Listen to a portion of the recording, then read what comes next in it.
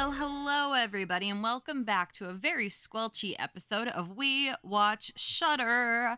My name is Michelle, and who's here with me? Oh, it's JD. It's always JD. JD. Always JD. Hey, Michelle, let's yeah. look. Fuck this. We got to dive right into the therapy portion today. How you doing? Ooh. 5 days in, Michelle. I actually seriously. Like, I realize this is gonna come off kind of tongue in cheek, but seriously, 5 days in, how are you doing? Well, 5 days into what, JD? What big event could be happening for us Americans? Here's the thing. On Wednesday is when I have my therapy appointments. I had such a terrible migraine that I had to skip my therapy appointments. So I did not go to therapy this week. And I've been journaling, and that's been really useful. But I'm trying to be funny about it, but I've never disassociated so hard because of politics before. Michelle, I'm not doing well. Yeah. I'm sure you've observed. I'm not doing fucking well at all. Yeah. I'm doing my best to just not think about it as much as possible, but yeah, what a man, fucking shit just went fucking haywire in me. And I guess at the end of the day we all kind of knew that's what was going to happen, but holy shit. We didn't expect to be so right. I want to be wrong. And there's still time to be wrong. Maybe shit's going to go crazy. Here's what I will say. I am really, there's one really, really good positive thing to come out of this. And that is someday Trump and Musk are going to have a gigantic fight, and it's going to be so good to watch. Well, also, someday they're both going to be fucking dead, and I don't care who hears me say that. It's just, Speaking of conflict, the last time I heard Musk and Zuckerberg used in sentences, it was because they were going to fight, and I'm very upset that we did not have an impromptu MMA battle between those two at the inauguration. I would have tuned in. I want to see that go down. The winner gets to take over all our data. Fuck it. Instead of two of you having it, winner of the MMA fight can have access to all of my browsing history, all of my purchases. I appreciate your immediate attempt to move that from me saying I hope they fucking die. No, I was excited to tell people I want to watch them fight. I don't know. It's not an MMA fight. Fight to the fucking death. If you really want it, Zuckerberg, Musk, fight to the death. Let's see how it goes. Look, bring back the Coliseum. I realize that's really fucking aggressive, but there reaches a point where you're just like, what other option do you have, man? What other fucking option do you have? At some point, the thing people keep saying, it's yeah, he's trying to do all these things, but there's still all these legal hurdles you got to come over. And I'm yeah, but all legal hurdles eventually, if you appeal them far enough, go to the Supreme Court. And you're talking about a fucking Supreme Court who already said the president can't be held accountable for crimes while he's the president. What the fuck? Is that a problem, JD? I don't understand. It's and I realize it's what the fuck are we going to do anyway? What possible... Oh, so I don't mean to be a fucking downer right off the bat, but I'm not having a good time, guys. You know what is a good time, though? This podcast. Thank you for doing this podcast with me, Michelle. It's one of literally the only bright lights in my fucking life right now. Yeah, this and Spookum Nights is what's keeping me going right now. Speaking of, because it will be a good way to transition to the movie. So Spookum Nights, if people are not familiar and haven't heard me talk about it before, it's where a bunch of us go over to our friend Brock's house and we sit in his basement where he has a projector that takes up a whole wall of the downstairs and all this comfy seating, and we all just hang out and watch him play a video game and get really scared. And right now he is doing the remaster of Silent Hill 2, one of the best video games ever created. And it's very squelchy. And I love that there are so many people who come to Spookum Nights who don't listen to the podcast. But when there's a sound wet enough, everybody starts going, squelch, squelch, squelch, squelch. And we all just start yelling oh my God, I hear the squelching, squelch. Squelch has become such a thing in my social circle. And I love that. I would like to point out, by the way, we've been doing this podcast for almost 3 years. Never once have I been invited to Spookum's Night. Not once, Michelle. Not It's not once. my house. It's all right. I wouldn't fucking go anyway, you know. Oh, okay, fair. I'll extend you an invite just so that you don't show up. I appreciate the thought, but I'm definitely not leaving the house if I don't Oh, okay, have fair. to. JD, do you want to come to the next Spookum night?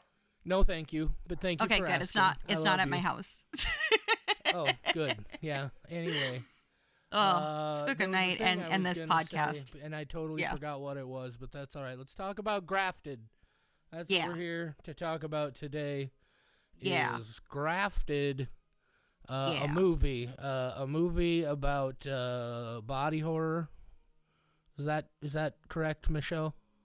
Well, I don't know if it's a movie about body horror so much as it is a movie with body horror. Okay, well, I'm usually Captain Semantics, Captain Pedantic, but I see it's rubbing off on you. Do you have a descripty script for Grafted, Michelle? I do, so I can actually tell you what the movie's about. Sweet! So, according to IMDb, surprisingly not very spoilery, a bright but socially awkward exchange student takes her craving for popularity to horrifying heights. Grafted, 2024, an hour, 36 minutes. Usually this is where I'd say, JD, hit me with your spoiler-free thoughts, but I do want to read the genres because IMDb has gotten much more descriptive. Oh, yeah. Yeah, I noticed and I'm this. loving it.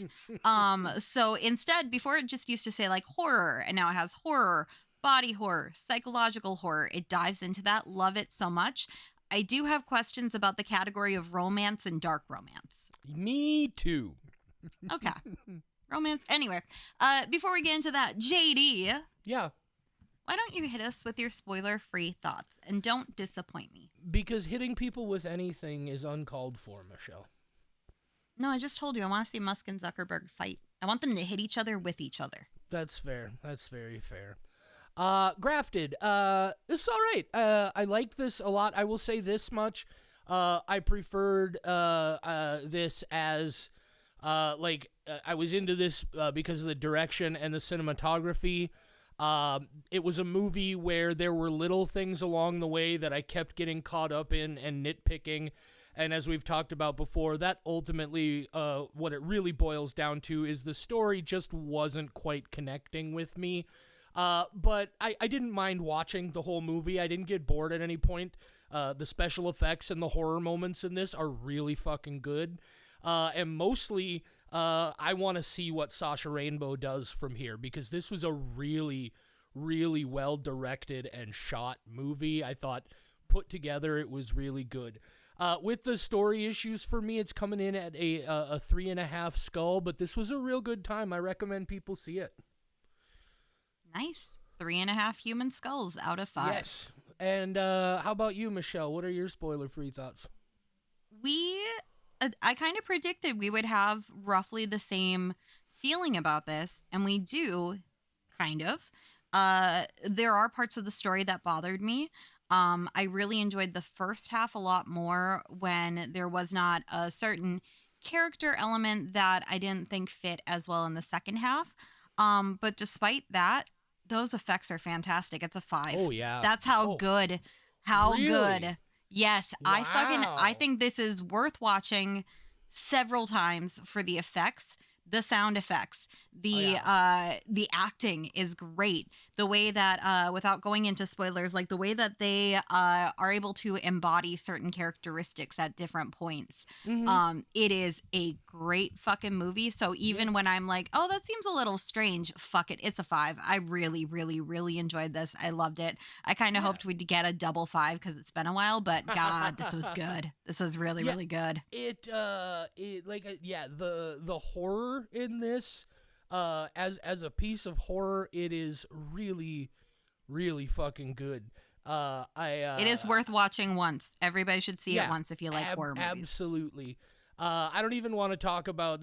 I sent Michelle a message just shortly after I started the movie, and that's all I'm gonna say. We'll talk about that when we get into the spoiler section. But 5 skull for Michelle, 3.5 for me. That's a 4.25 average. That is not too goddamn bad. Should we talk spoilers, Michelle? Yeah, All we right. should. Talking spoilers on Grafted, and of course, If you've been with us for a while, you know what happens now. If this is your first time, first of all, thanks for tuning in. This is where Michelle basically takes a couple of minutes to tell us in her most amazing, only she can do it that way fashion, exactly what happens in this movie. I could probably just said she recaps the plot, but I always say way more words than I need to. And this is the part where I say, if it's your first time listening to this, it's not as fantastic as JD makes it sound. It's pretty great. I have short-term memory loss, and I don't write notes, and then I try to remember what the plot was of a movie I watched a couple hours ago, and it's sometimes disastrously hilarious. Okay, Grafted. It's a movie about a girl named Wei. And no way, haha. Yes, Wei, she's in this movie. So she lives with her dad, and they both have some sort of not deformity. It's like skin irritation kind of thing. I don't know how blemish. What's the phrase we want to use for it? What it reminds me of is like a birthmark taken to the real extreme, right? Yeah, it's definitely a skin blemish on their there's like faces. A texture to it. Yeah. So that's why I'm like, it looks like the almost, port wine almost like a real extreme eczema on the face. Yeah, that's a good way. I was like, I don't know how to describe it because it's not just discoloration. There's a texture, and I don't know what to compare it to. So yes, wait, what was the eczema of the face? Yeah, so we're gonna just call it a blemish, but it's not even that bad. But Wei's dad is a scientist, and he's trying to come up with a way to, well, he came up with a way, and that's his daughter. Now he's coming up with a second way, and he is going to come up with this scientific way to heal his blemish. And he figures out how to do this using a special flower and snake venom and a lot of hope and whatever the fuck else scientists use. And he goes to put the skin on his face, and it works. And that skin starts melding with his own, and everything looks great. But then it's not great. Then the skin keeps going and covers up his mouth. And it is one of the freakiest things I've seen in a horror movie, and it started this movie off so well. And then Wei is noticing that her dad doesn't have a fucking mouth anymore. He can't tell you to go to bed, so you win. But she's like, I gotta save my dad. So she tries stabbing a mouth into him several times, and that doesn't help. And then eventually he dies, and she's an orphan now. So she's gonna go live with her aunt and her aunt's daughter, Angela. Angela would be Wei's cousin. And she moves to New Zealand, which is just great because the way that those characters are introduced, I didn't know. I knew that the beginning of this movie definitely took place in China. I did not know that we would be switching to an English-speaking country. And when I saw the house and everything, I went, oh, we're in America now? Interesting. And then to hear a New Zealand accent interspersed with, I believe it's Mandarin Chinese, so great. I don't think I've ever heard New Zealanders having a conversation in both New Zealand English and Mandarin, and I don't know why, but that just very appealing to me of the switch between the two. The dialects was really cool.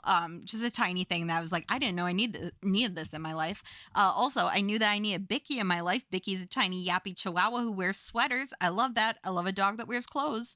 And so Angela, anyway, getting back to her, she's mad that Wei is there. And Wei has gotten a scholarship because she's a scientific genius, and she's going to the same school as Wei. And so she shows up, and she's the only one to get 100% on her first day of class test. And everyone's like, no, we don't like smart kids because they suck. And then she goes to the lab, and she starts doing some experimenting. And then the guy shows up. And of course, he's the bad guy because he's a white middle-aged man, and he's into science. And those three things just cannot ever be combined and result in anything good, except for in the case of Powerpuff Girls, when he did mix a little bit too much plutonium, and he did get 3 amazing super fighting daughters. But that's the only time. Oh, chemical-esque. Yes. So sorry. Yes. So aside from that one case, white male scientist, not usually a good mix. So he's like, hey, what you doing in my lab, ho? And she's like, I don't think you should call me that because I'm a student. But anyway, I was trying to continue my father's work. And he's like, maybe I could continue your father's work. And you see the gears turning behind those eyeballs. There's not a whole lot going on up there, but the things that are going on up there are science. So then things progress. Wei is not fitting in. She's trying really hard to be friends with Angela and Eve and the other girl who's actually nice, but is so not evil that I forgot to write her name down. So we've got Wei, Angela, Eve, and they are just not getting along. And eventually there is a big blowout with Angela and Wei that results in Angela getting stabbed in the fucking eye. And then Wei's like, oh no, don't worry. I'll bring you back. I'll make everything better. And she does not. What she does instead is she steals Angela's face. She skins Angela's face, skins her own face, and swaps them, and now is essentially Angela, to the extent that Angela's mother comes home for a very brief amount of time and believes that she is Angela, and then she just fucks right off because she's a terrible parent. I kept thinking she was going to come back and be more important to the plot because they're like, doesn't your mom sell moisturizers? And I thought it was going to come back that the mom was going to have like some ingredient or like is actually selling some of this substance or whatever it is. I thought that was going to be more important. I'm kind of disappointed that wasn't. But so Wei is Angela now, except now Angela Wei is trying to hook up with real Angela's boyfriend. And while they're starting to get freaky, all of a sudden Wei slash Angela's face falls off. And the boyfriend gets very spooked by that. I wonder why. And he just like backward crab walks off a cliff. I hate when that happens. Oh, so many of my high school boyfriends gone that way. R.A.P. So now she has to go put her face back on, but then she's realizing she needs a more permanent solution. She has a fight with Angela's friend Eve, who's just like gorgeous, and Wei's like, I want to be that gorgeous. By the way, Wei should I keep saying Wei, the name, and Wei. Okay. By the way, Wei needed to be more unattractive, by the way. She, like, that blemish was not enough to justify her going to this extent. Girl, self-love. Self-love. Like, somebody will accept you. It was not disgusting. It wasn't even to the point that she needed that scarf. She just needed some confidence. But, oh, I felt bad. Girl, you need better friends. That's the problem. You need better friends. And the first good friend you need is yourself. So anyway, Wei decides she's gonna be Eve now, and so she becomes Eve, and now she's like, whoa, I am beyond hot, and I'm gonna try high heels. I'm not good at high heels. Or actually, she tried high heels as Angela, but now she has to have sex with the scientist, and she doesn't like that at all, and who can blame her? Oh, she just did kill Eve to become her, by the way, just in case somebody thinks like she just did a drive-by defacing. No, she did kill her and take her face, and now she's getting her stuff back from the scientist. And so she goes over there as Eve. She steals the stuff out of the secret safe.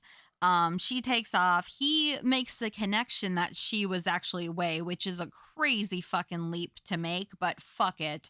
I don't even care at this point. There is so much grossness in this movie that's just beautiful, and it's darkly funny, and I ain't give a fuck. I was like, that's a weird leap to make, but maybe you read the script and that's how you know about that scientist guy. So then Wei incapacitates him, wakes him up, and says, you wanted to become part of my father's work. Now you really will be. And then we see her putting the skin stuff on him and giving him no mouth in the way that her dad had, but she puts a straw so that he has just a little straw to get his oxygen from. Later on, we do learn that he lived, but is in critical condition. And God, I wish we had seen what he looked like several days later. That would have been great. And now the police are after Wei. They have figured out that something is going on. And so they go chasing her down. And then another weird thing that I'm just like, fuck it, I'm along for the ride. She had met this guy who had some sort of facial deformity. And she was like, please, I need to take refuge in your blanket. And he lets her. Way too much trust going on there. And so she goes in the blanket, but she breaks the vial on his skin and they meld together. And kind of disappointing because I'm like, I know you just wanted that ending and you would have done anything to get us that ending, and thank you for it. it did feel a little strange that we wound up there, but fuck it. The payoff was good. I don't care. And now Wei, she is two people. And this was a crazy movie to watch just days after seeing a different man for the first time. Grafted, 5 Skulls, great fucking movie. Grafted. That's Oh, and the movie we're talking about. I never watched the credits. I left the credits on for this one, and you do see Bicky the dog goes home with the neighbor lady, and she's sitting there petting him and going, "Oh, who's my puppy? You're my puppy now." And I wish all movies would just end with whatever pets showing them happy and with like being held by somebody and loved. I think all movies need that going forward. Oh, god damn it. I probably should just not mention anything, but I can't. Technical difficulties I thought you fucking suck. So anyway, I'm sure you were all as amused as I was by Michelle's recap of the movie Grafted. Fuck, my whole rhythm is just off kilter now, and I don't even know what we're talking about. We're talking about a very squelchy movie. Yeah, it is a very squelchy movie. Let's start right up at the top. I actually mentioned this earlier. One of the things that I think is clearly unintentional, but really works against this movie just a little bit, is there's a lot of really good special effects and stuff in this movie and some really great moments, but nothing a lot. See, Michelle, I'm sorry, I don't mean to interrupt, but all of a sudden my shit's really loud again, and I got to turn down some settings. Anyway, that's what we're dealing with here, guys. But no, I'm sorry, go ahead. Oh, I just said ghosts. Oh, ghosts. Yeah, ghosts in the fucking machine. Anyway, I sent Michelle a message, and I was like, hey, have you started watching Grafted yet? And she said no. The reason I asked her is because that opening scene fucked me up. Holy shit. When dude just fucking slashes his own face open, and then it keeps growing, and so he's just slashing and slashing and slashing, and then she gets the scalpel, and the next thing you know, she's just stabbing at his fucking face. I was just like, holy shit, what a fucking way to open your movie. When I watched that scene, I was like, oh, this is why JD asked me if I'd started it yet. I immediately knew.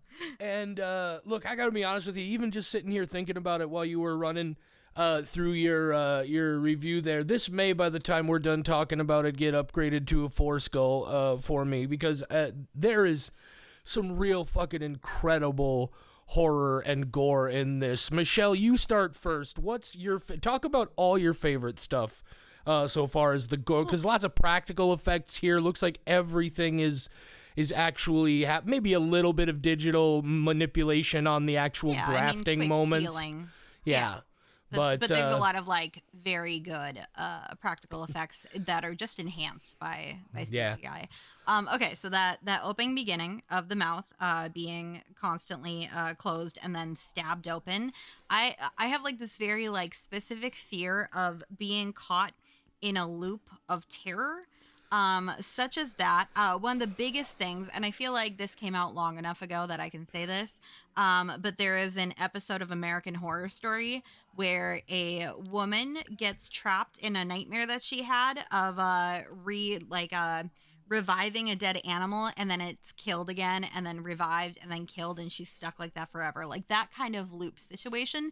So with that happening of like, I have to slash my face for the rest of my life so I can breathe, is like very particular and so not a thing I see very often, and I love it. I love that comes back at the end, and the professor is that, but she solved it with a straw, and then learning he's still alive. Like, what the fuck does that look like? Yeah, fucking intense all the way through. Weirdly enough, you know, because, like, there's, like, the whole thing, like, especially at the end where she's got Eve's decapitated head with the face peeled off it in the refrigerator with other random body parts. A lot of face peeling on this. One technicality I did want to point out, Wei never actually completely peels off her own face. She cuts it so that there's some place for the other person's face to graft on, but she never completely removes her own face. That was something that I thought was happening as well, because you mentioned it there in your summary. But eventually I picked up, okay, she's not actually removing her own face. That being said, with all the upper level, she fucking puts a drill into Eve's head. That was going to be my next one. You're drowning while getting a drill in your head, like simultaneously. Like you're trying to scream and you're breathing in air as your head is being drilled. Yeah. That's a great fucking kill. Yeah, that's quality fucking splatter right there. But honestly, the one other than that opening segment, the part that got to me the very most is when she just gets that weird little peeler and starts peeling the skin off the inside of her thigh. I forgot about that. God, that just made me cringe so bad. I don't know why, but I think it's because it's one of the most believable things where you're like, okay, I guess, look, let's be fair. Even cutting your whole face open to grab, like, that's pretty extreme. But, like, you could believe somebody peeling that little bit of their own flesh. I've had intrusive thoughts about carrot killers. Yeah, God, potato killers. Fuck, that just whoever did Foley on this needs an award. Yo, like Holy I said, shit. the production of this is almost flawless. There are amazing moments of cinematography in this. There's one shot in particular that I can think of towards the end of the movie when Wei is running from the police. Like, she comes through, like, the framing on these shots is just different, right? Somebody isn't just pointing the camera at an area for best visibility.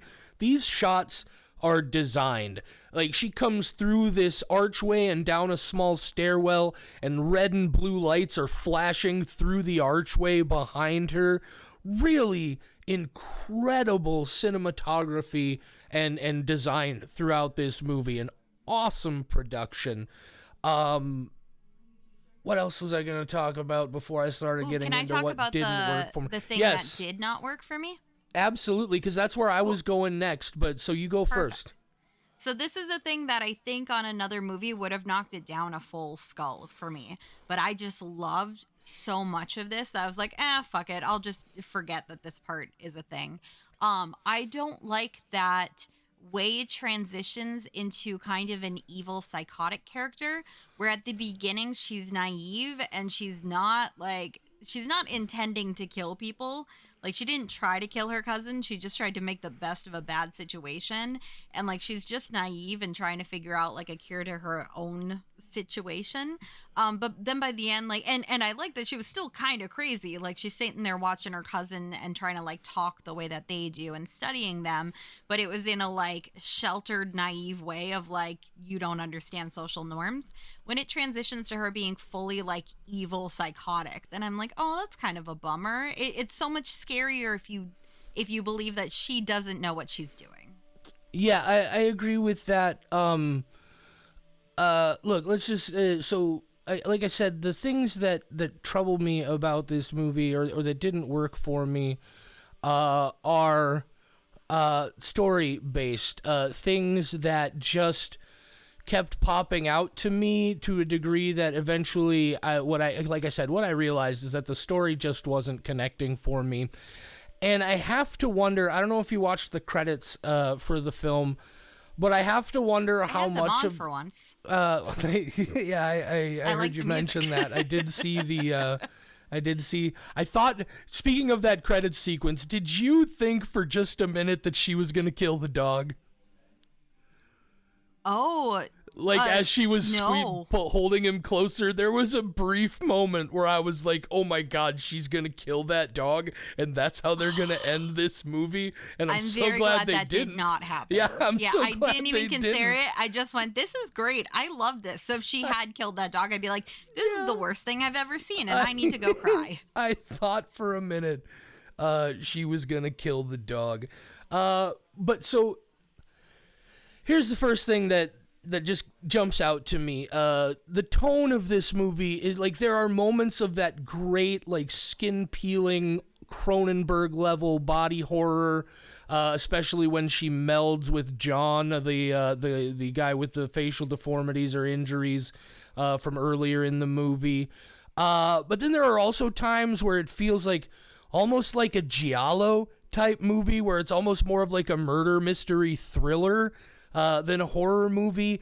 And then also there are little threads of stories that, like with the John character, like he shows up early in the movie, and it seems like something's developing there, and then he just disappears for the longest time, and then the next time you see him is in that sequence where they fucking merge together and become one body, and just little things like that.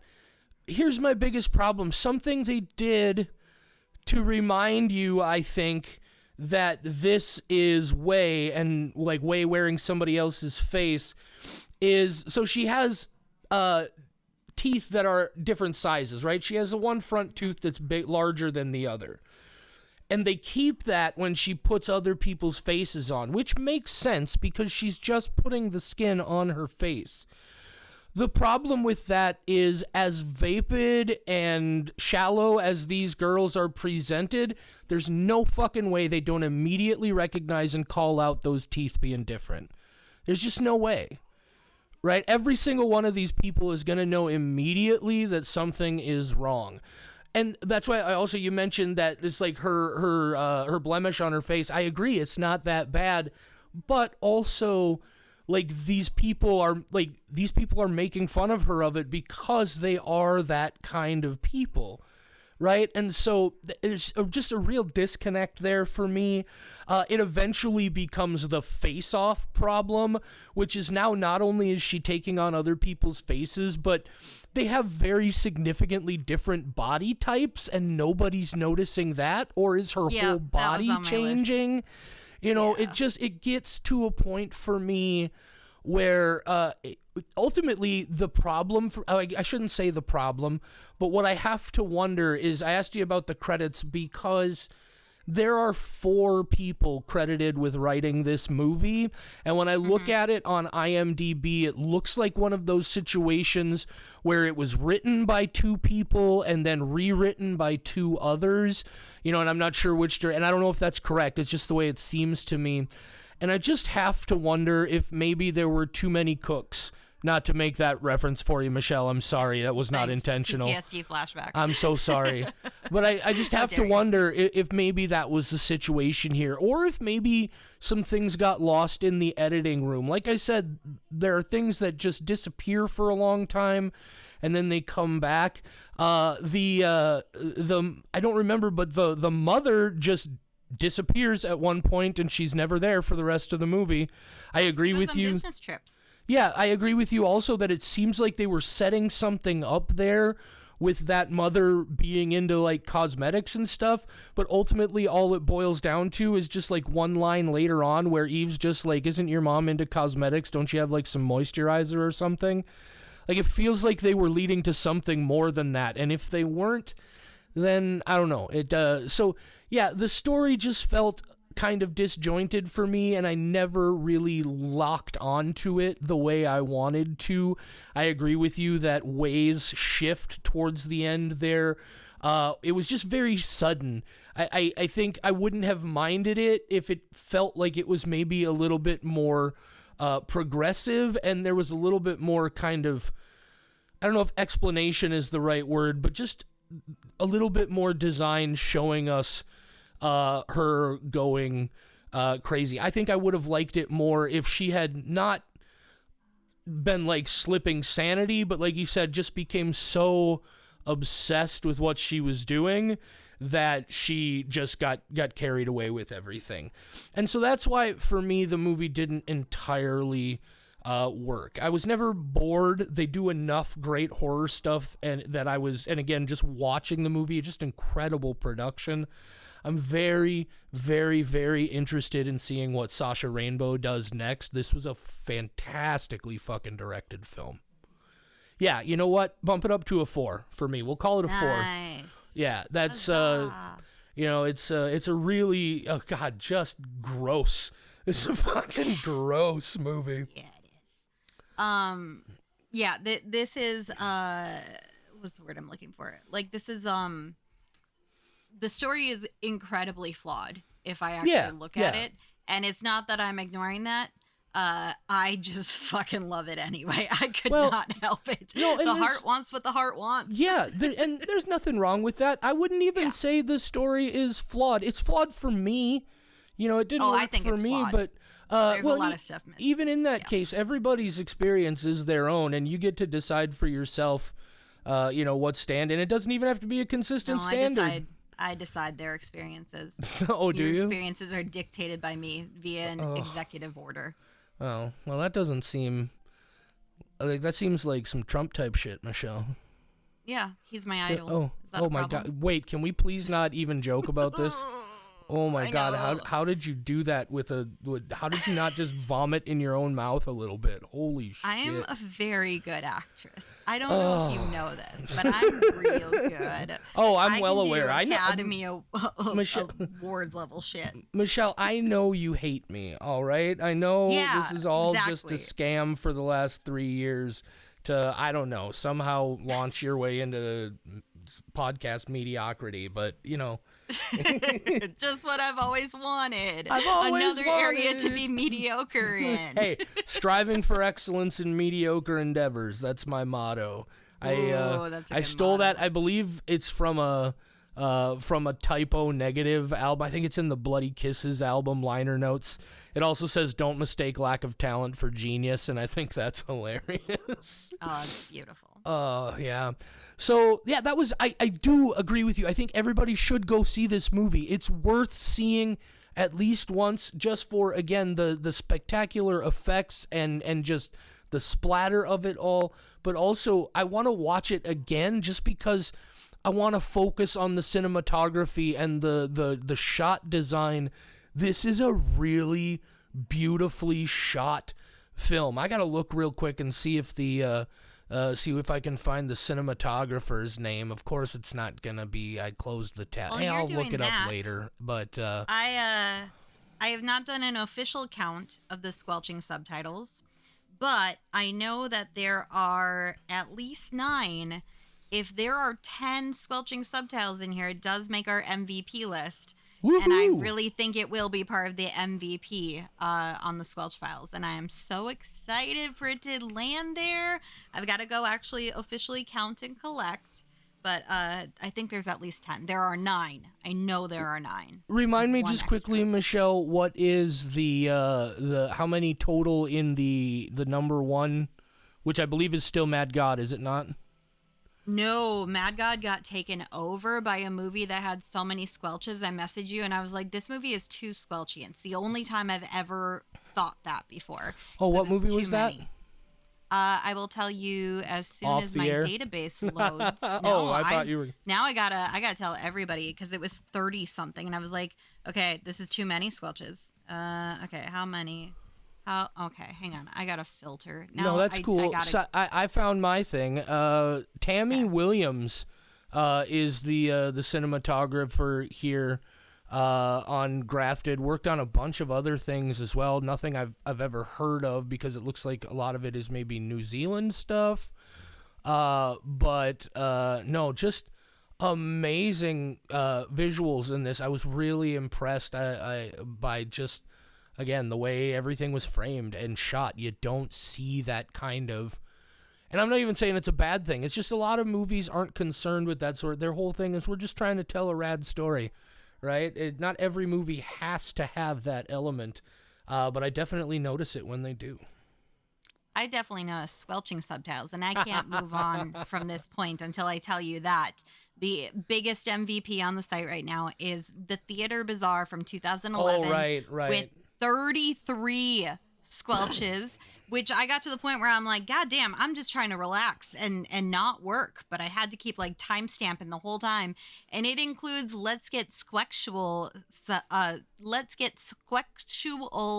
squelches, which is my favorite type. And that's anytime there is genitalia, nips, or sexual content. And it is why I had to put a banner that says you have to be 18 plus to access the Squelch Files, because my husband pointed out, wait, what do you mean there's actual porn on your website?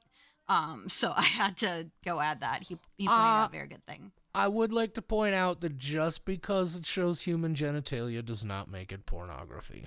Oh no, there's an actual porn shot on the website. What do you mean, like how there graphic is is a scene completely nude. No penetration. It is a guy masturbating to a porn scene, and it is a shot of the porn screen with the squelching being the sound of him masturbating. Oh, well, that's gross. Oh, it's a great scene, though. It's beautiful. It's from The White Lotus, one of my favorite shows. Oh, God. My mom started watching some of that and didn't get too far into it. It's one of my all-time favorites. I don't watch a lot of shows, but I really like it. That's a Mike White jam, isn't it? I don't remember. It's fine. We don't have to go through and find out. The only jam I know is the Space Jam. Space Jam. I don't have a whole lot more to say about Grafted. Like I said, it's enjoyable. Everybody should see it at least once. I might turn around and just watch it again right away here while I'm thinking about it, because I think if I wait too long, I might never come back to it. But yeah, really beautiful film, and I strongly suggest you check it out. I am going to go capture a screen grab of the very beginning of this movie where it gives you the age restriction and content warning, because it just says 18 plus, flashing lights. And imagine your movie having so many flashing lights that people under the age of 18 can't handle it. There's no other thing of like gross, icky stuff. Like, no, it just says 18 plus flashing lights. I'm like, imagine. Yeah, it's I do like that. Man, I tell you, that first point where he just fucking slashes his own face open right in front of us on screen. Good. I literally shouted I was sitting in my room watching the movie on my laptop. My mom's out in the living room, and she had to like fucking come in and check on me. She's like, "What the fuck are you watching?" Because I was just like, "Oh shit!" It was it's that fucking good. I'm looking forward to seeing that again just for being fucking rad. That's going to be one of those that pops into my head randomly, like in the middle of a work meeting, having a debate over how our standards should be set for certain requirements and blah, blah, blah. And I'm just going to be like, hey, remember when that guy had to keep slashing his mouth open and his daughter started just stabbing him in the face? And be like, oh, sorry, what was that? I was on mute. I'm so sorry. What? Hey, I was definitely paying attention. I do have one thing still that I want to bring up about this movie, because we actually talked about it a little bit before we started recording. But before I do Before I do that, I do want to say, in the spirit of time loop horror, have you ever seen a movie called The Endless? Yes. Fuck. Yes. There's the one in there where the loop is like super short. It's like 3 seconds where he just stands up and runs, and then stands up and runs. God damn it. I love a very short loop that you're stuck in forever. Yeah. It's why time fuckery is one of my very specific horror subgenres, and why I like the Blair Witch remake so much, because there is time fuckery in that. And there's looping, and I'm like, that is just a thing that I love. I love it, and I want more of that. That's the kind of shit where, like, I'll just be sitting there. I'll be like, what if this is the moment I live for the rest of my life? Like 1 second from now, what if this is the moment I live for what if this, like, I start thinking that, and then I'm like, oh, fuck. Oh, no. Where's my Xanax? Thought syndrome? Never. Yeah. Ruminating thoughts sounds like a great drink. One thing. Ruminating. Ruminating thoughts. I like that, actually. Yeah. One thing I found. I was looking at the thoughts and opinions about this movie in the little quick member reviews on Shudder, and I've seen a lot of people compare this movie to The Substance, and like I guess, like like I was saying before we recorded, like, if what you're saying is, yes, they're both like heavily body horror movies about women who don't like the way they look, then yes, I get, but like one of the comments said it very blatantly ripped off The Substance, and I'm like, first of all, that's wrong. Well, even just from a technical standpoint, the movies were released like 3 months apart from each other. You gonna tell me that these people saw The Substance at Cannes when it premiered, or maybe it was Sundance, I don't remember. It was Cannes where it premiered, and within the span of 3 months, they wrote, shot, produced, and released this movie? Give me a fucking break. But no, I just found that interesting because position. I don't think like, again, if we're talking about just on that very broad minimalist level, but I was just like, I don't know, man. If you thought this movie was very similar to The Substance, like, I feel like maybe you didn't understand this movie or The Substance. I don't think story-wise that they're the same, aside from like, oh shit, we're getting good body horror. Maybe 2025 will be the year of body horror. So that's cool, because it had been a while. Like, we'd been in kind of a dry spell. So there's that. But tonally, when I was, this is kind of what I started talking to JD about, and then he went, stop talking, we have to record this. And I went, you're the one who brought it up. It was my fault. But when you're explaining to somebody who doesn't watch as many horror movies as you and I do, and you're trying to explain, like, I watched this weird, kind of comedic, it was body horror, it was very weird, then I'm like, oh, the tone was kind of like The Substance, where it was very horror, but very oddly funny at parts, and very what the fuck at other parts, and then it's like, yeah, that's what I'm trying to say, tonally, and the fact that they're both body horror, yes, that's what I'm trying to say. Story-wise, no, they're completely different. I don't remember The Substance having a tiny little dog that wears sweaters.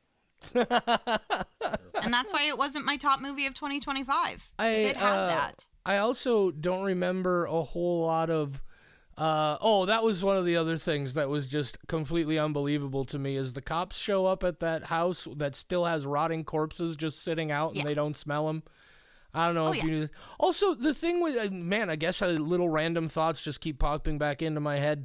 Even the bit with the corpse flower being the key to the whole thing kind of felt a little on the nose to me. Like, I feel like that was totally just, it feels like it was just in there because they wanted to show you a corpse flower, and because of the corpse flower is the key to everything. But I would like to see a corpse flower bloom just once in my life. I'd like, even though I'm told it's incredibly disgusting, I would like to experience it one time in my life. I'm Googling. Where can we see? Oh, we have to go to Australia. Yeah, it's not going to happen. And the last one that bloomed was 15 years ago. Listen, there's a lot of places I will go. I'm a little bit of a thrill seeker. I will never step foot in Australia. Unless, like, I absolutely have to. Like, if I'm running from America and seeking asylum, maybe I'll go to Australia. But everything there wants to kill you. Yeah. And I can't deal with that. This is the second movie. I could not. This is the second Shudder movie we've talked about where the corpse flower plays a major role. The blood in the flower movie. Was the other one? Yeah, I think it's called Blood Flower. Yeah, I was just actually looking back to see if I could. Yep, Blood Flower is the name of that film. Watched it the week after we watched Perpetrator. Perpetrator. Oh, so now I'm just fascinated by the corpse flower. It's gigantic. Yeah. The one specifically that bloomed 15 years ago is the one that's at the Sydney's Royal Botanic Gardens. It is actually native to Indonesia, but is endangered due to wild deforestation and land degradation, probably because it only blooms like every once in a while. Oh shit, there was one at the United States. Fuck, JD, I'm turning on the news alerts. If there's a corpse flower in the US that we can go see, we're fucking going. Because now we've done 2 movies. I gotta know. Oh my god, we just missed one in July. Where? The U.S. Botanic Garden. Where is that at? Damn Probably it. Washington, Don't DC. even tell me, Michelle. I don't even want to think about it anymore because now it's going to be for fucking ever and a day. Probably never going to get the opportunity again because Trump's going to fucking ruin everything in the next 4 years. People are just Washington, like, DC. It'll be okay, guys. 4 years, 4 years. It's like, what makes you think it's going to stop in 4 years? Are you kidding me? If he loses the election again, you remember what happened on January 6, 2021? You have any idea what's going to happen on January 6, 2029? Holy fuck. Yeah, anyway. I cannot emphasize to people enough that I am okay with a Republican president. I've lived through that. I've been like, oh, that's kind of a bummer, but like, that's about it. A Trump presidency is a completely different thing. It's kind of a nightmare. It really is. So give me back George Bush. He liked painting and was kind of funny to make memes about. How fucking wild is that when we're just like, can we have George W. Bush back? Yeah. Could we have that guy again? I'd take that guy. Holy shit. It's just fucking ungoddamn believable. Hold I'm your not loved gonna ones ever close, like everybody. any What was that? I said, hold your loved ones close, everybody. No. I like to keep them very far away from me because I am also a corpse flower who blooms once in a while and smells awful. So for their own safety. Also, if you see ICE agents, fucking tell everybody. That's all I'm saying. Yeah. Learn how to shout La Migra really loud. That's all the agents in our area are ICE agents because it's fucking freezing in the Midwest. Oh, Jesus Christ. Say goodnight, Michelle. Before we do, we have a Patreon now. I was like, oh shit, we should mention that. It's a Patreon, but it's not a totally, paid. It's a totally free Patreon. I'm trying desperately to stay away from social media as much as possible because it just very quickly. So we're making our own. It very quickly what I'm avoiding, Michelle, is not the social part. What I'm trying to avoid is how the entire thing turns into just a constant stream of reminders of the nightmare hell that you exist in. And it becomes very easy to ruminate and get fixated. It's just, I think it's patreon.com/WeWatchShudder. There's a link to it on our Facebook page and maybe on our Instagram. I don't remember. But, swing in, say hello. There's just a couple of us there, and nobody's really saying anything because it's like me and Michelle and Chelsea. And we all already know each other anyway, pretty much. So, stop in, say hello. Come hang out with us. Yeah, one of these days things will be cool. Also, check out... It's already cool in the Midwest. Maybe it'll... Oh, here. God damn it. Michelle, is now a good time? Yes, say goodnight, Michelle. Good night, Michelle.